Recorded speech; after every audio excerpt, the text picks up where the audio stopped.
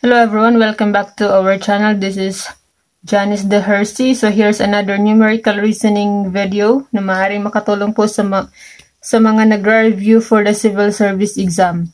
The difference of two numbers is 14 and their quotient is 3. What are the numbers? So we have the choices: letter A 20 and 6, letter B 7 and 8, letter C 21 and 7, letter D 23 and 9. So first po natin gagamitin is yung solving by equation. Tapos, after that, ipapakita ko po sa inyo yung trial and error, which is very helpful at for me in this type of problem ay mas madali yung trial and error. So, the difference of two numbers is 14. So, difference, that is the result of subtraction. So, kapag nag-minus tayo, yung tawag po doon sa result ay difference. The difference of two numbers is 14. So, two numbers is unknown.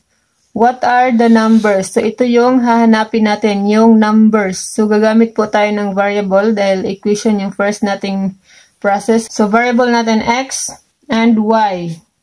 Y for our second number. So, difference minus x minus y equals 14 according to the problem. And their quotient is 3. So, kapag daw quotient is the result of division. So, kapag i-divide daw po natin yung dalawang number, yung result daw po ay 3. So, what are the numbers? So, first natin gagawin is mag-solve muna tayo ng kahit na alin dyan sa equation na to para makuha natin, para magkaroon tayo ng value ng isa sa variable. So, x minus y, halimbawa ito yung gamitin natin, equals 14. So, x, kunin natin yung value ng x, equals 14. Tapos, itong negative y, ilipat mo katabi ni 14. 14 plus y. So, yung negative y magiging positive y. So, ito na yung value natin ng x equals 14 plus y. So, itong value ng x dito, gamitin natin pang substitute dito. Sa x divided by y, x divided by y equals 3. So, bali yung x, papalitan natin ang value niya na 14 plus y equals 3. Over y equals 3. So, how to solve this? Cross multiplication tayo. So, itong 3, lagyan natin ng 1. Lahat ng whole numbers, meron yang over 1 na automatic meron yang over 1. So, cross multiply natin. Ayan. So, 3 times y equals 3y equals 14 plus y times 1 is 14 plus y.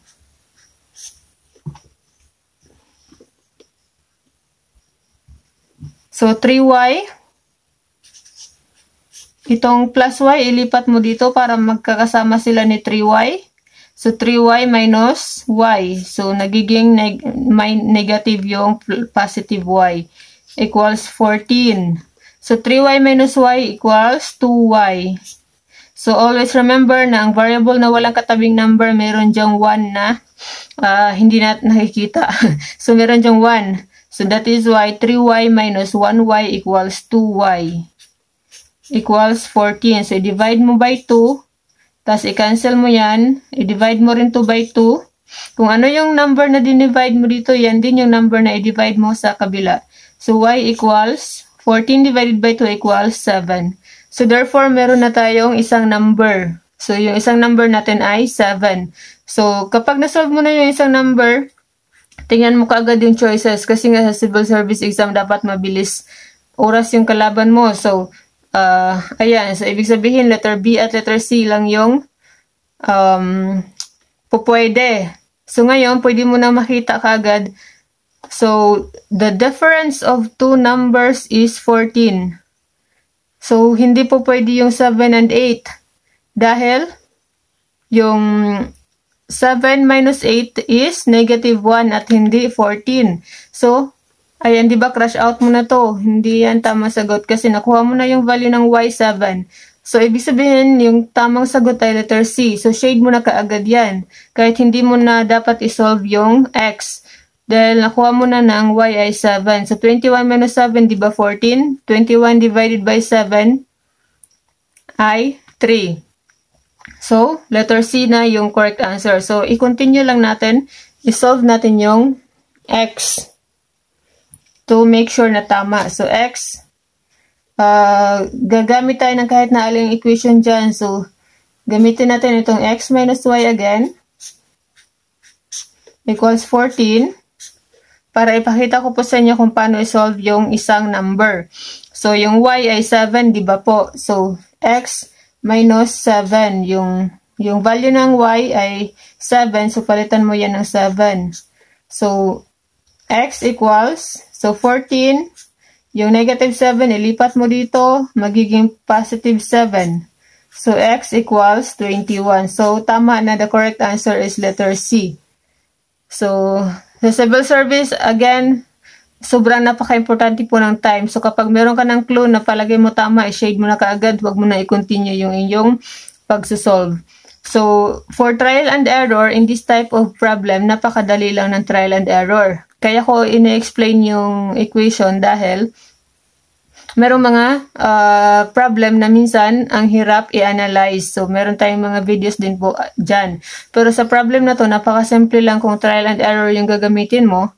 So, take note, the difference of two numbers is 14. So, kapag i-minus mo daw yung two numbers, 14 daw yung resulta. Kung i-divide mo daw, 3 daw yung result.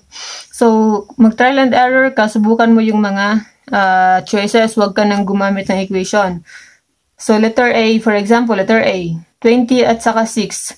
So, 20 minus 6, 14. So, tama. The difference of two numbers is 14. 3 ba yung quotient? 20 divided by 6. Hindi 3 yung sagot. So, sa letter B, sa first sentence pa lang, difference of two numbers is 14. So, mali ka agad. So, hindi tama yung letter B. So, letter C, difference of two numbers is 14. So, 21 minus 7, di ba 14? 21 divided by 7, di ba 3? Oh, so correct, letter C. So, ganyan lang mag-trial and error. So, dahil nakuha mo ng tamang sagot, huwag mo nang i-try itong letter D. Shade mo na kagad yung letter C. Tapos, yung equation, again, pinapakita ko lang yung equation dito dahil mas helpful yung mga equation kung medyo complicated yung problem. At saka, minsan, mas nakaka-save ka kung mag-equation ka kaysa mag-trial and error ka. Lalo na if yung correct answer is halimbawa nasa letter D pa. So, ibig sabihin, kailangan mong i-try lahat ng letters bago mo makuha yung correct answer. So, I hope na meron po kayo natutunan sa video na to, and thank you for watching. Please don't forget to click the subscribe button.